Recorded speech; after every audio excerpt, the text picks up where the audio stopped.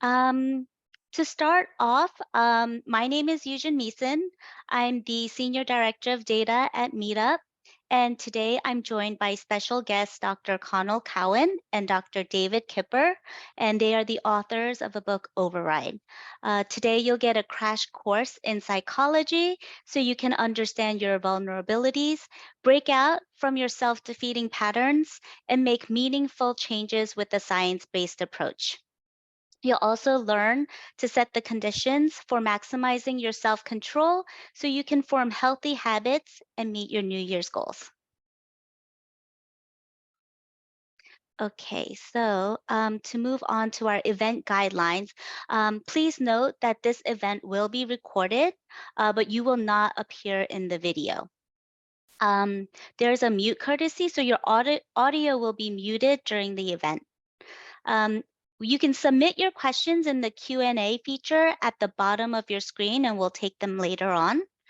And there is closed captioning available. To turn it on, click on the live transcription icon at the bottom of your screen, and then select your preference.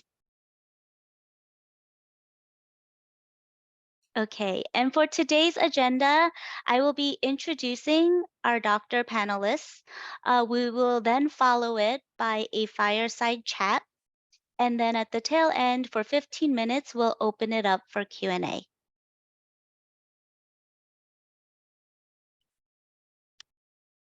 Okay, so let me introduce our panelists to you today. We've got Dr. Cowan. He is a clinical psychologist practicing in Los Angeles, California. He co-wrote Smart Woman, Foolish Choices, which was a runaway bestseller that spawned an entire genre of books dealing with male-female dilemmas. His second book, Women, Men Love and Women, Men Leave, also became a New York Times bestseller. Dr. Cowan has shared his expertise of hundreds of radio and television shows, and his writings have been published in a number of journals, magazines, and newspapers internationally. He's taught at the California School of Professional Psychology and in UCLA School of Public Health. Also, I'd like to introduce Dr. Kipper. Dr. Kipper has practiced internal medicine in Los Angeles for over 3 decades. He has shared his expertise on health and healthcare with national outlets ranging from the Today Show to the Huffington Post. He's currently a co-host for ABC's Radio's The Medical Show, a weekly national call-in show addressing all areas of medicine. Dr. Kipper is co-founder of the Medical Group of Beverly Hills, the largest multidisciplinary healthcare provider in Los Angeles. He also co-founded the California Institute for Behavioral Medicine, a mind-body approach to managing stress, incorporating conventional and homeopathic therapies that Time Magazine describes as groundbreaking.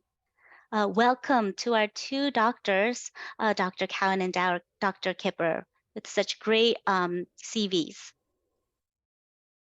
So to start off the fireside chat, I have some prepped questions, and we'll just start from here. Can you please share for us the premise of Override and what encouraged you to write this book? David, who's going to go? Well, you can start. You can start. All right, I'll give it a try.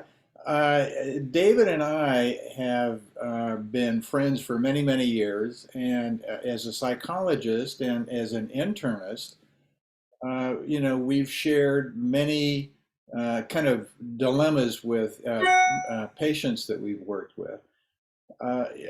In part, I think for both of us, the resistance to change became a central kind of concern because people have a hard time doing the things that are really healthy for them. And it was really this impetus to study and try and understand why it's so hard for us to change that led us into the research that we did. And the research that we came up with is that we're really working against our brain in some pretty profound ways. We all have imbalances, slight imbalances in different brain chemicals in the brain, and these imbalances set in motion that resistance to change, because the brain really wants to be comfortable, Right. wants to stay in balance, and so if you want to change something, you're kind of having to work against your brain, or to really know how to outsmart it and work with it, and that's what we've been exploring, how to do those things. So towards that end, what we found was that the brain basically is regulating us in two different directions. And we're born, we inherit a brain chemical imbalance in one of these two different neurotransmitters. One neurotransmitter is an excitatory or stimulating transmitter, that's dopamine, and the other one is serotonin, which is a calming neurotransmitter. The body depends on both of these in order to have some equilibrium.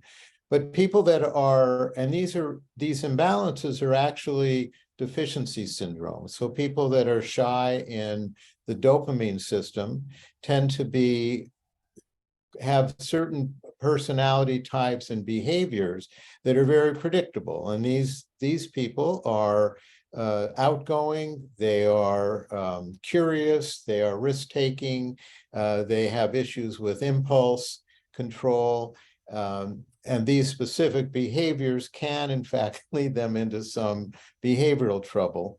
On the Mm-hmm. other side, on the other side of the equation are the serotonin deficient, and these people are shy in serotonin, and they tend to be much more insular. They can have social anxiety. They worry a little bit more than the other group. They can have OCD behavior. So again, these two behavioral patterns sort out very neatly. We are all hybrids. None of us are pure dopamine or serotonin. And most of us then will have a predominant imbalance that sort of directs those behaviors when we're stressed. So we labeled these two groups, the dopamine imbalanced as the swords, they're more curious, they're more out there, and the shields that are more protective in their personality and their behaviors. Right. Yeah, I noticed that you have also a quiz on folks that are interested to figure out if they're a sword or a shield. Um, can you tell me how you came up with that quiz? We took these behaviors and because these behaviors were so predictable, we created a 30-question true-false quiz. Takes about 5 minutes if you're not overthinking it. Mm-hmm. And you will sort out into whether or not you tend to be on the dopamine deficient side or the serotonin deficient side. And this is the quiz that we put up front in the book, so that as you read through the book and how these behavioral patterns affect your life and how you function in your relationships, in your health decisions, in the way you parent, in the way you date, all of these things come into play. So Mm-hmm.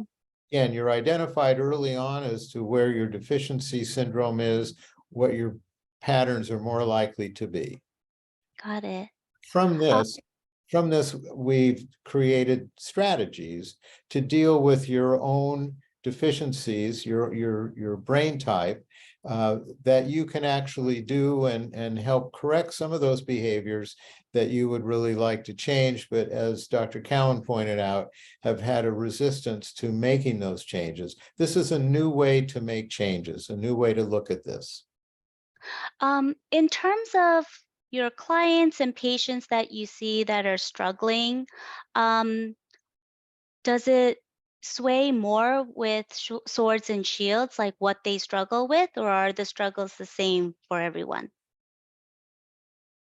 Well, I think there are different kinds of issues that come up. If you're shy on the serotonin side, Mm-hmm. you're more likely to struggle with anxiety. And people who are shy with serotonin also tend to have, as Dr. Kipper was saying, more worries. They can manifest themselves as hypochondriacal worries. So you can worry about um, your physical being.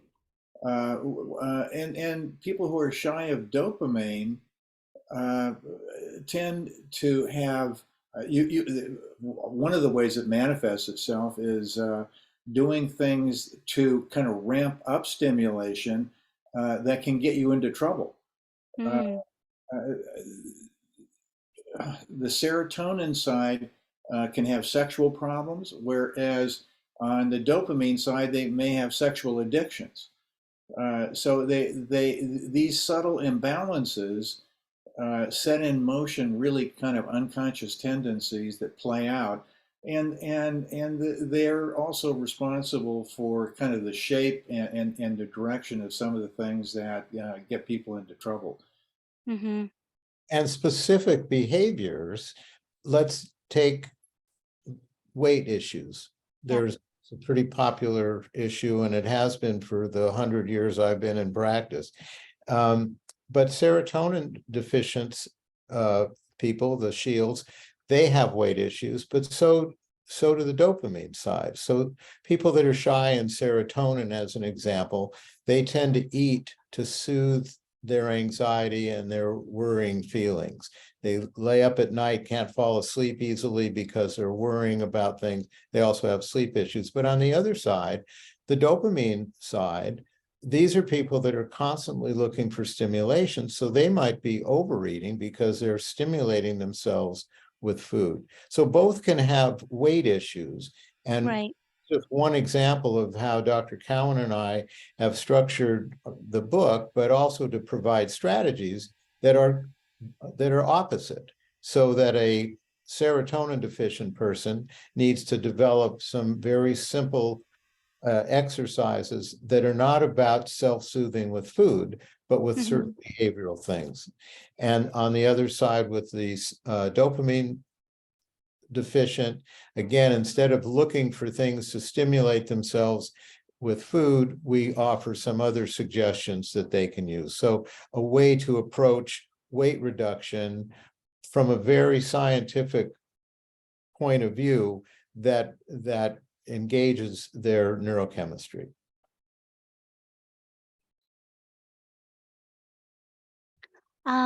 One question that I wanted to bring up, rather than just this brain chemistry, which is science based, is I think you had mentioned that people just have a resistance to change.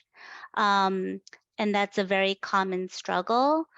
Can you explain more about this resistance to change and why we have that? Well, I think that the most simple explanation for that is the brain um, likes to maintain some sense of balance and homeostasis. Mm, Uh, and it relates to brain chemistry. Uh, and when you try and do something different, you're in for a slugfest with your brain. For the brain takes you're wanting to do something different as a breach of contract. We make contracts with our brains that are really implicit contracts. We don't sit down and write something out. We do something repetitively, and that the repetition becomes a habit because the brain likes to take change. They like to clump behaviors together and then reduce them to the unconscious because if a chain of behavior is unconscious, we just do it. We don't think about doing it. It's just what we do, and it burns fewer calories. The brain likes to burn as few calories as possible. So if you want to change something, you're in for a battle with your brain because the brain resists. The brain wants to do it the other way. We think our brains are smart. It's the person in the brain. It's the self in the brain that can be smart. That says, "I need to go on a diet. I need to lose 20 pounds." The brain doesn't care about that. So you're in for a battle. And what we've tried to do in the book is to come up with some very specific strategies that help people leverage their particular brain chemical deficiency that helps them deal, with this and have more success in those battles with your brain. Can you actually elaborate on what some of those tactics are so that folks can break their bad habits? Let me say this. It's really interesting when you look at either pleasure or pain. The habit of doing something, making something doing something that's a little bit uncomfortable Hmm. is actually fairly small.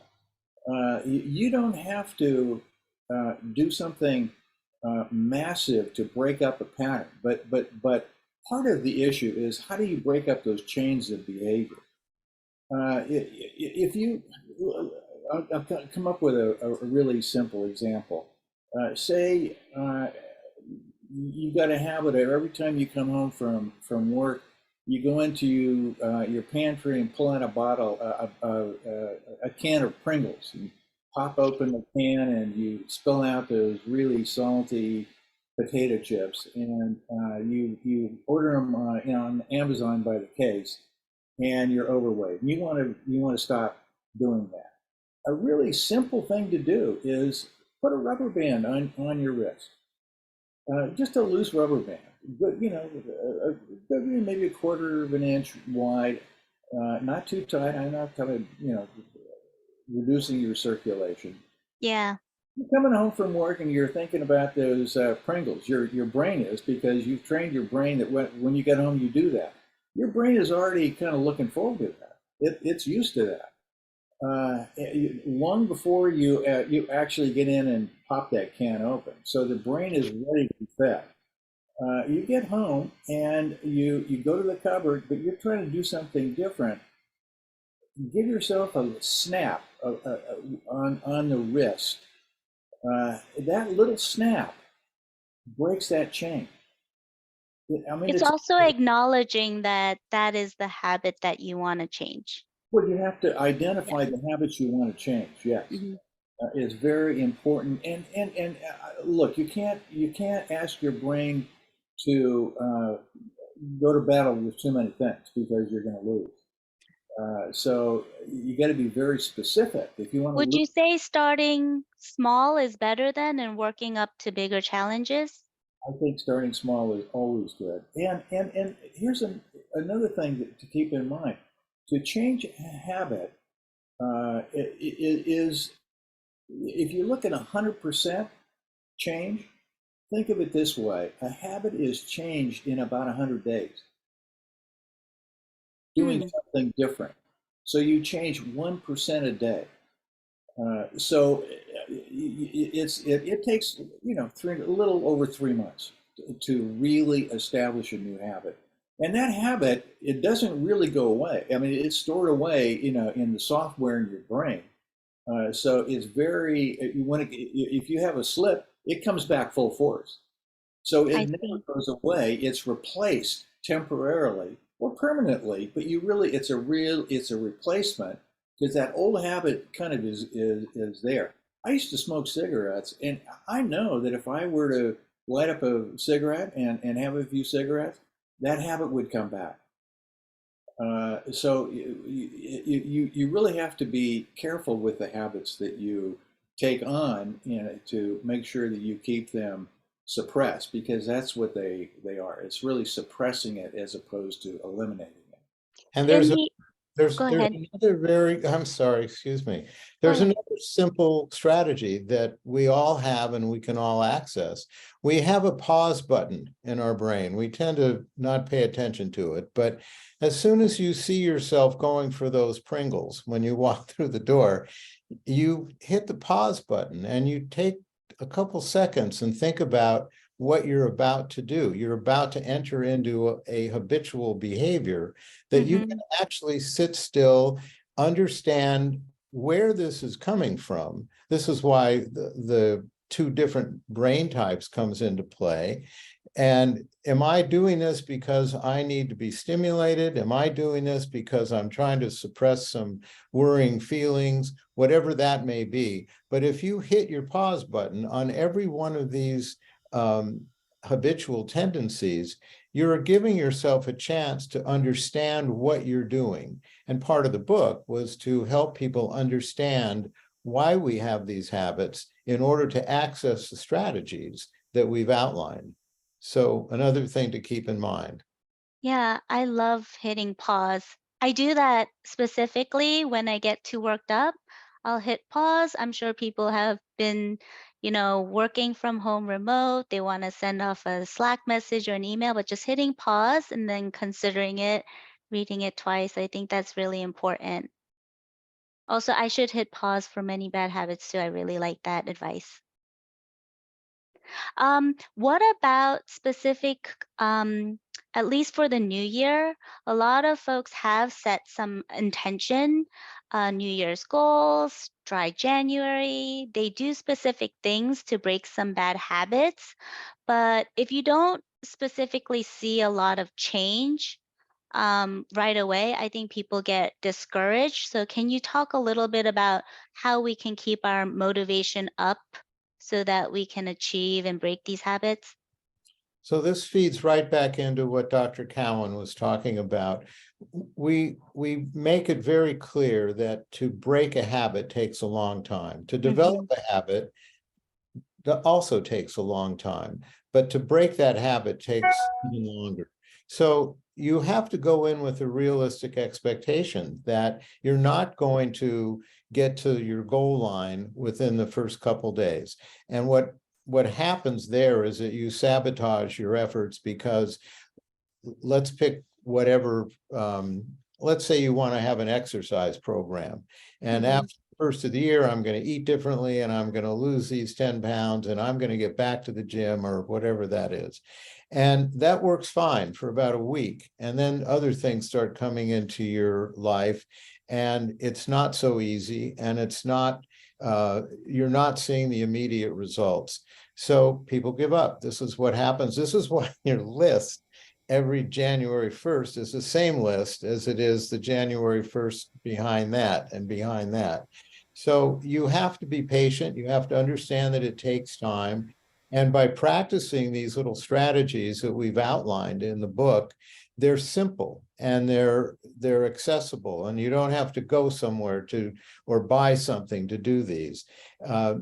So slowly but surely, you start to develop some rhythm that's different, and these Mm-hmm. habits can very slowly disappear.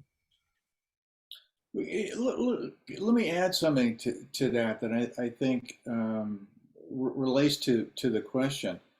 Uh, when you want to change something, uh, you're taking something away from the brain, and it's important to understand that to be successful, you got to give something back.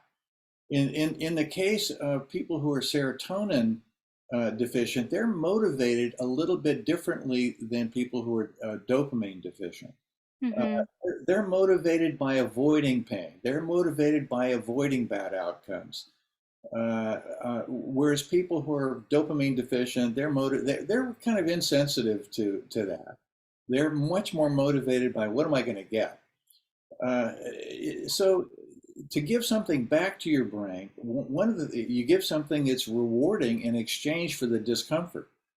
Well, what's rewarding for someone who's serotonin, say you're deficient, say you have high blood pressure and you get your annual physical, and your doctor says you've got to lose weight and you've got to start exercising. You try and start an exercise program.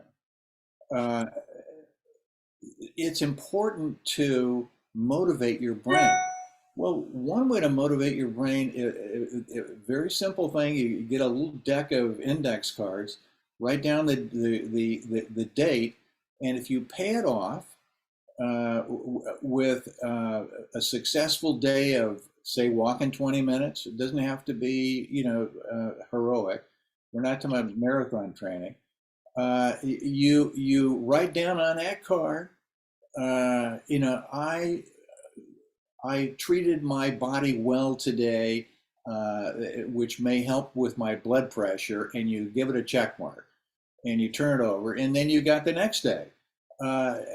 So that's motivating to someone who's serotonin deficient because they love to avoid bad outcomes. So you create an outcome that's worse than the discomfort of walking for 20 minutes. So you avoid a heart attack, or you avoid, a metabolic disease like diabetes. So that's how you motivate people who are serotonin deficient. On the other side, to motivate someone who's dopamine deficient, you got to give some rewards. So if you want to do an exercise program, same issue. We all have, bodies to deal with. So say high blood pressure and exercise. You give kind of short-term goals, and if you meet those goals, you give yourself a reward. So you build in systematic rewards, and that's how you give something back to the brain and retrain it. No, that's great. And I liked how at the start of our conversation, you had kind of given us some background on swords and shields, and the quiz that you can take within your book. I do think, folks are not just one or the other.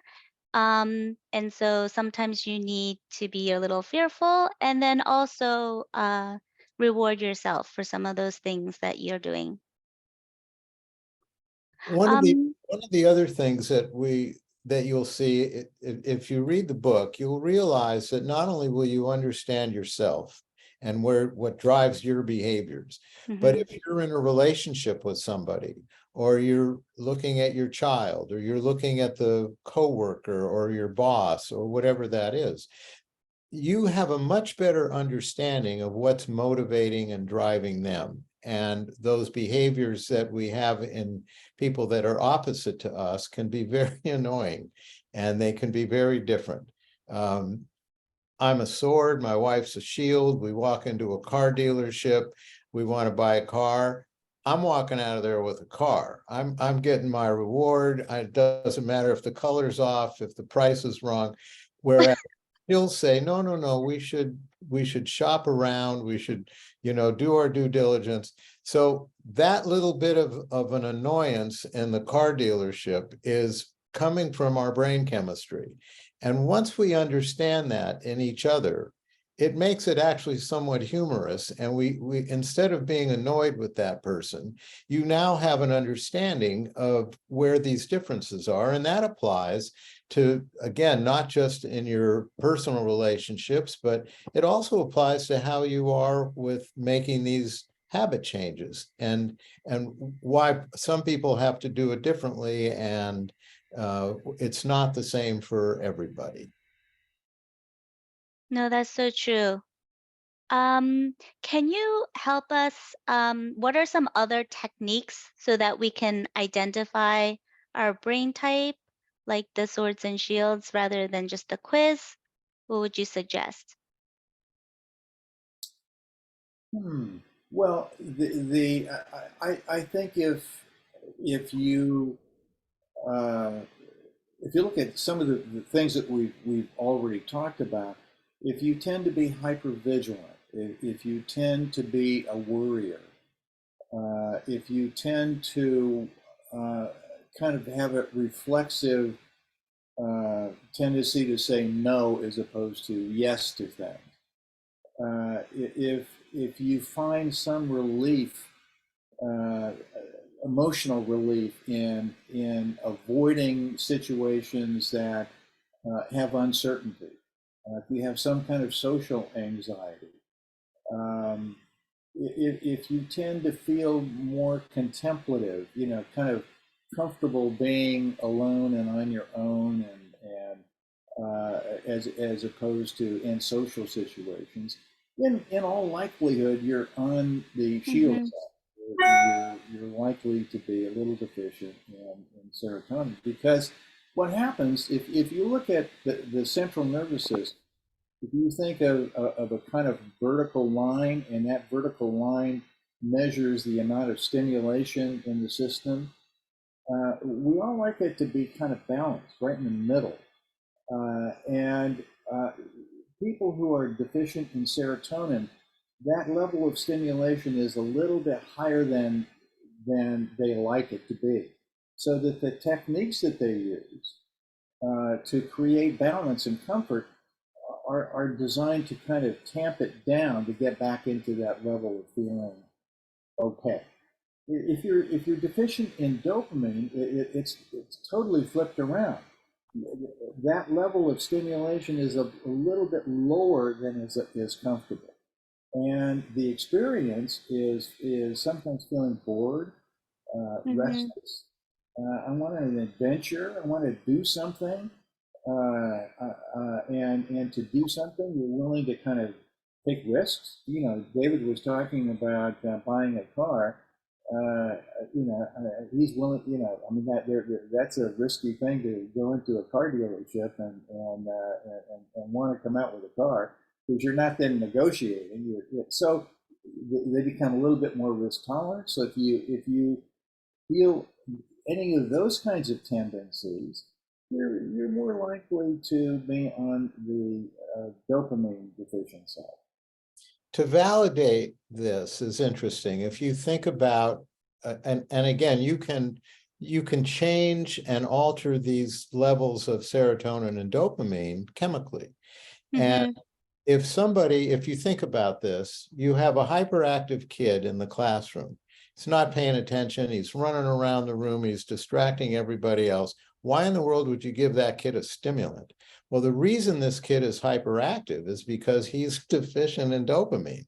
So the stimulants are all dopaminergic medications. So the Adderalls and the Ritalins and the Dexedrines, these give back dopamine.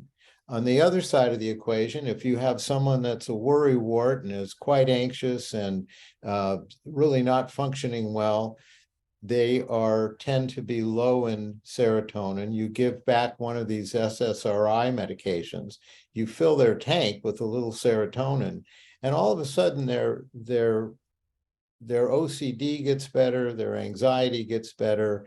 And it's not all of a sudden, by the way. For the serotonin medicines, it can take a couple months. For the dopamine medicines, it can take a couple hours. So, which works out perfectly because the dopamine side, they tend to be very impatient, and the serotonin side, they're very patient. But Mm-hmm. just the chemical rebalancing act sort of validates this concept of serotonin behaviors, how we can fix them, and dopamine behaviors. We unfortunately don't have a good blood test that would identify somebody. Back to your other question about how can you identify these groups. Mm-hmm. So we really identify them based on behaviors as Behaviors. opposed to some other, body metric that we have. Um, I was wondering, when you figured out, well, actually, what is your brain type? Are you shields or are you swords? I think you had already mentioned it, Dr. Kipper. I'm very much a sword. Yeah, I can validate that. David is a total soul, and I'm flipped around on the other side. So we're both kind of stuck in our own brain chemistry. And the thing is, I mean, and unless you alter this pharmaceutically, I mean Mm-hmm. we're kind of stuck with these tendencies. I mean, I'm not going to ever be a shield. David's not ever going to be a sword. But you learn. I think in the to me the value in understanding how these things work is that you learn how to use the strengths that they convey, and each side has Yeah. strengths, and each side has vulnerabilities. I'm sorry. Oh, I'd love to hear the strengths of each sides, like the ones that you think are key. Well, we work together. So here you have a sword and a shield working for years on this book. So Dr. Cowan is great at keeping us on track Yep. and keeping things moving forward. My mind is going off on this direction or that direction. Dr. Cowan is on time every time we have our meeting. I'm not as good with this as I would like to be. Connell,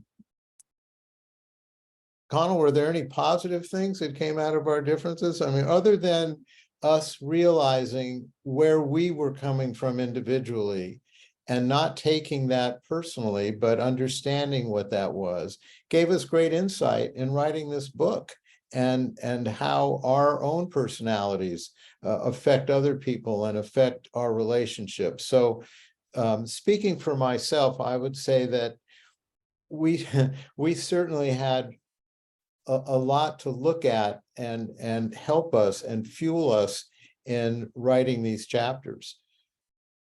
Well, let me take it in a little bit different direction.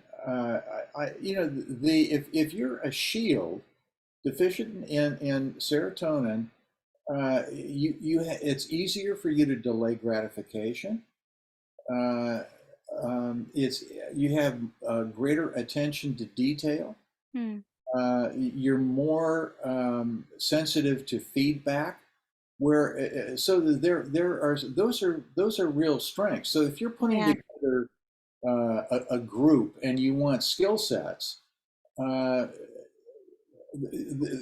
having them take this, understanding which side they're on would really be helpful, because there are certain kinds of uh, even occupations, where those skill sets are really invaluable. So if you want somebody who's going to be really deliberative and cautious and uh, um, paying attention to all those small details, you'd be advised to look at somebody who's got a serotonin deficiency. If you want someone who's bold, if you want an astronaut, who's going to go outside the space station or climb on a rocket and go to the moon, Buzz Aldrin at 93 just got married. Buzz Aldrin was not a shield. Absolutely. Um, I am seeing a ton of questions coming through the Q&A, and so I think we should conclude our fireside chat. If we could show the book Override to the folks joining. Um, we have a visual of the book and the link. Yes, so for all the folks, all of the details that we learned today from Dr. Kipper and Dr. Cowan, their book Override is available. You can click on, or sorry, you can actually go to overridebooks.com and you can even take the quiz today. Okay, I'm gonna then switch over to Q&A because there are so many good questions here. Um, and so I will just throw them out and any of you guys can respond. One of the questions we got is, how does trauma fit into these behaviors? Connell, you want to take the first one? Sure. Trauma leaves a pretty indelible kind of mark on a person. So, someone with trauma, um, look, trauma can happen to someone who is a sword or a shield. Yep. Uh, so, I mean, how you deal with trauma becomes the issue. And So, I mean, trauma is an equal opportunity event. It doesn't impact uh, the person in terms of brain type, but I think people who have trauma in their background, who are deficient in serotonin, uh, it it it tends to amplify the memory of those traumatic events. It tends to validate the the kind of hypervigilance that someone has and the anxiety level that they have. So it becomes a more important issue to really treat Mm-hmm. because it's it then is uh, creates different kinds of conflicts and pains in how you live your life and the relationships you have and that kind of thing. You want to add anything to that, David?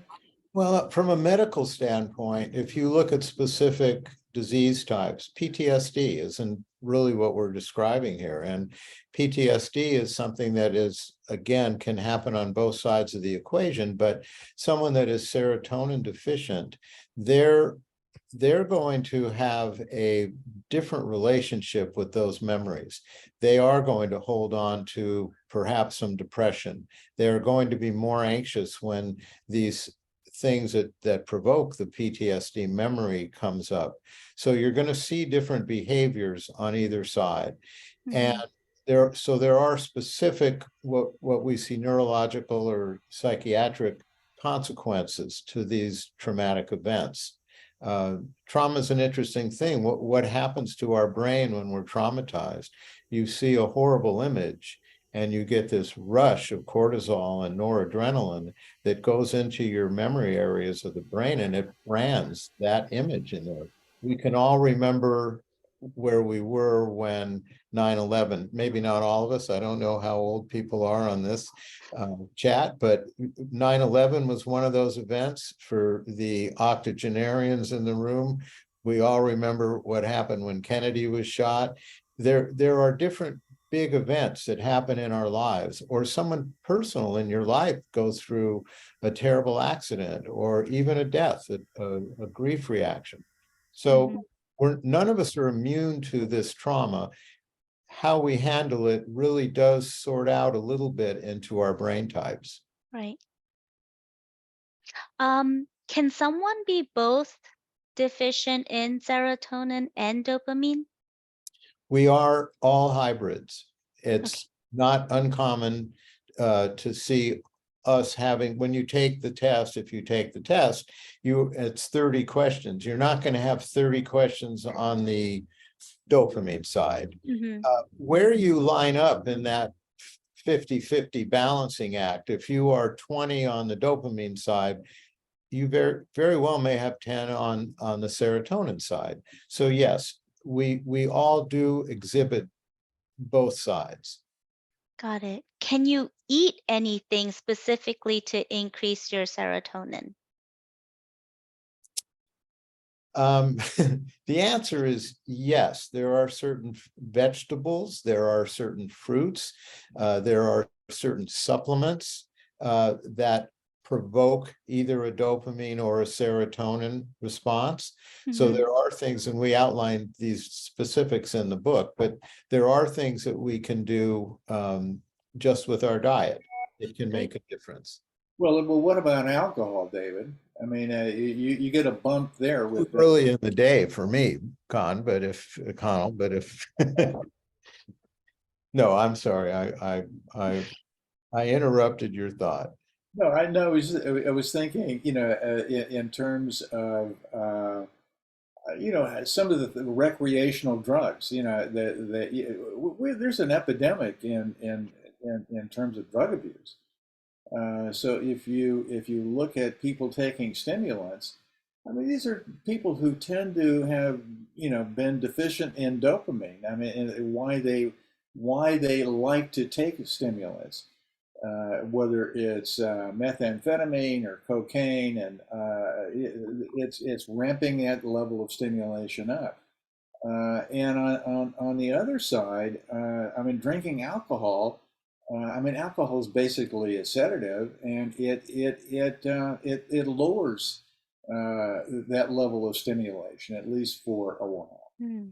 And this was a very big clue into our getting into this neurochemistry, because we realized that there were people that had addictions that weren't addicted to everything. Why is it that some people are only addicted to a sedating substance, whereas other people were addicted to stimulating substances?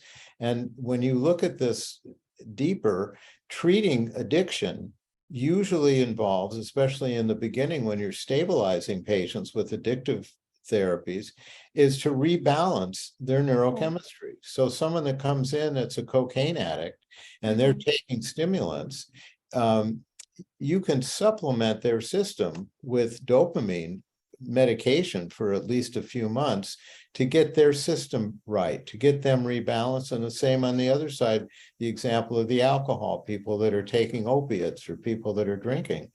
You can supplement them for a period of time with serotonergic medication that will stabilize them, and at that point allow them to incorporate the behavioral messages and changes that they need to make. So Oh, this one is, does your brain dopamine and serotonin levels change as you age? no, Yeah. in a Well, word, yeah, that's a real simple one, isn't it? yeah. No, because these are inherited. And we could get into a conversation about our microbiome, which is a very important part of this conversation. But our microbiome is sort of predetermined from our genetics.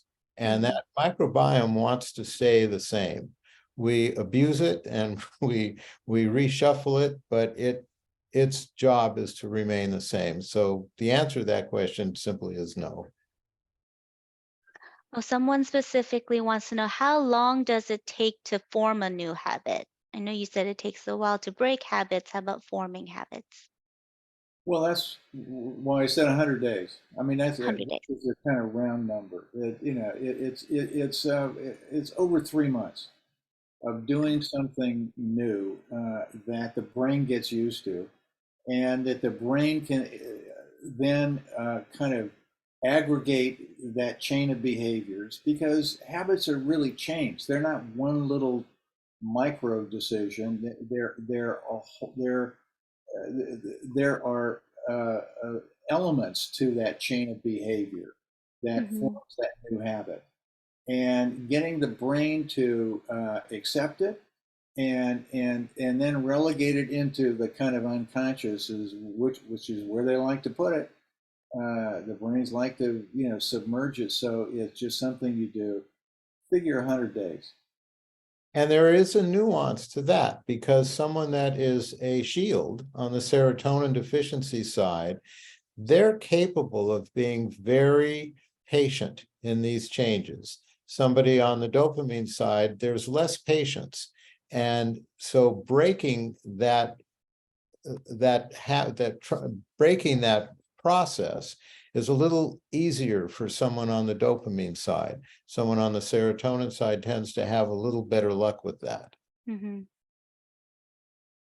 Oh, this question is interesting. When you suppress habits, could that lead to a higher chance of being stressed or depressed? No, when I said suppress a habit, it really kind of becomes dormant.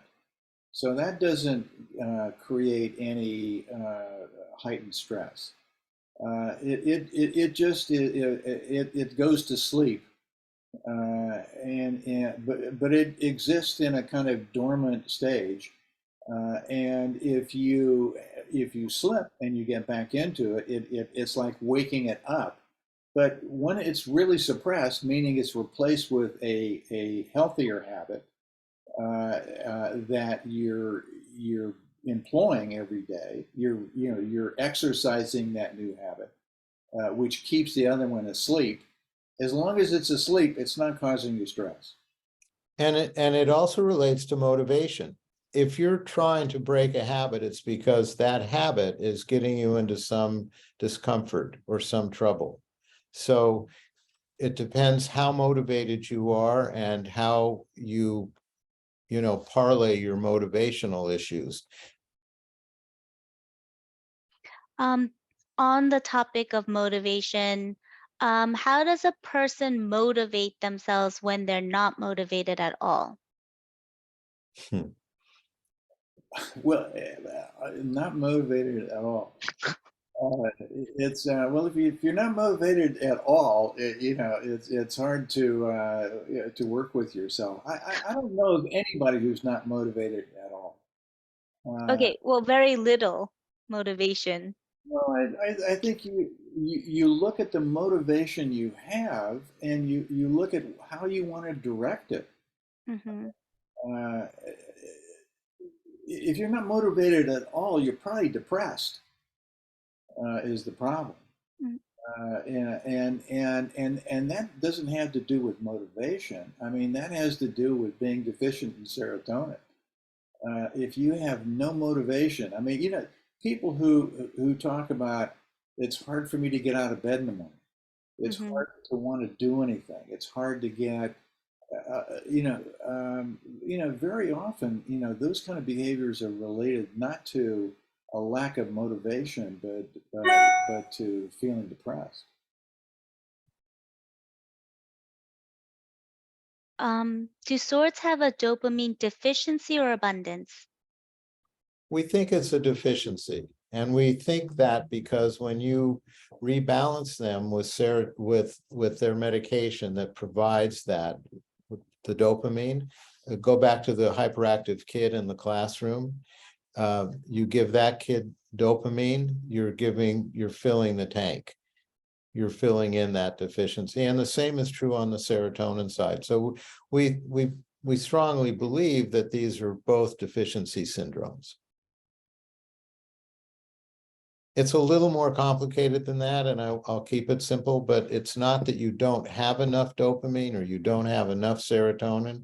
It's how those neurotransmitters are dealt with physiologically in the circuitry in the brain. You have enough, you just can't get it into the proper channels into the brain. And that's how these medicines work. Again, we're getting into the weeds here, but the medicines work in order to parlay the amount of the normal amount that you have, but to put it into a usable form for the brain. But they are deficiency syndromes. This question is about the example given about the Pringles and the rubber band trick, where you have to pause. Like, what is a strategy for starting a habit as opposed to stopping a habit? Um, for example, exercising. Because in exercising, you don't actually pause. So, how would you get yourself to start doing so? Well, that's what I was saying. If you're deficient in dopamine and you want to start a new healthy habit like exercise, one way to kind of trick your brain to give something back to it is to give yourself some rewards. People Mm-hmm. are stimulation deficient. They love working for a reward because it's stimulating. I mean, it's really pretty simple. I mean, the mechanisms are pretty simple. And so it's important to set short-term goals, intermediate goals, and long-term goals. The short-term goal for exercise on that side, would be, what do I want to do this week? What do I want to accomplish? How many days do I want to be able to, say, walk for 20 minutes? Am I going to walk for 20 minutes a day? And you say, if I'm going to give myself a reward at day 3, and if I make it to a week, I'm going to give myself another reward. So yeah, it doesn't have to be big things, but something specific, something nice for yourself, something you look forward to. And on the other side, on the serotonin side, what's rewarding is avoiding something that is bad. It's avoiding a bad outcome, and Mm-hmm. so the reward there is to remind yourself what you're avoiding, which is worse than the discomfort that you're going to feel by having to, get yourself out of your chair and outside moving around. It's interesting. There with the amount of time people spend in terms of screens, which we're all sitting in front of right now. As Americans, we tend to live sedentary lives, and all the science around being too sedentary is that it's bad for health. Right. Just getting up every 30 minutes and moving around for a couple of minutes uh, compensates for that kind of the harm that you do by sitting too much. So there are little things that you can do that are really healthy.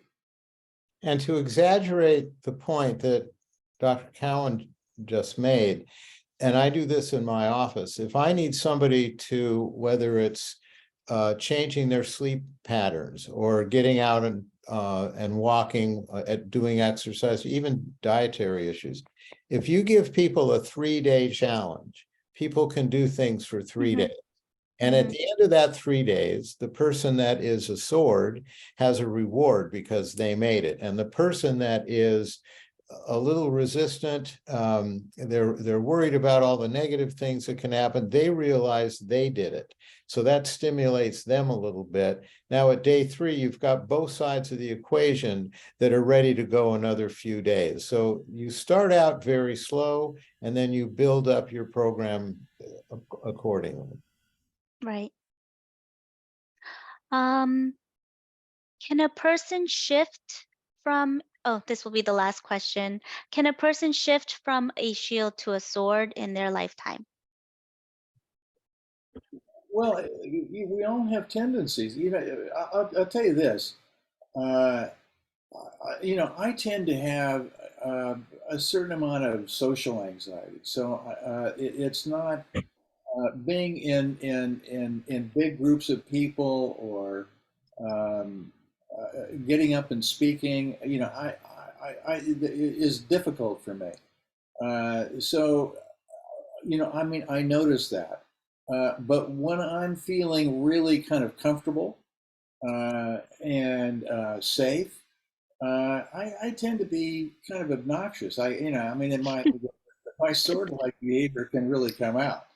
Yeah. So if you get a shield that is really comfortable, you're going to see a lot more sort of like behavior.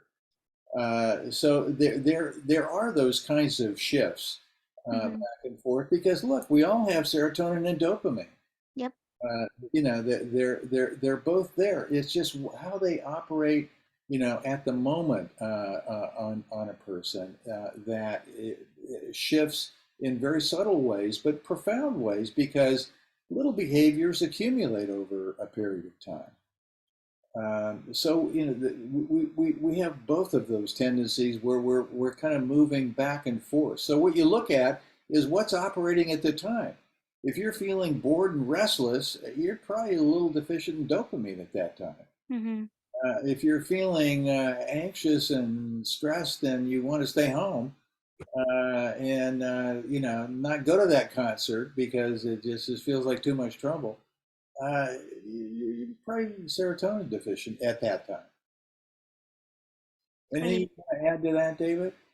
No, I think it's a question that was asked earlier. We really don't shift our basic balance or imbalance.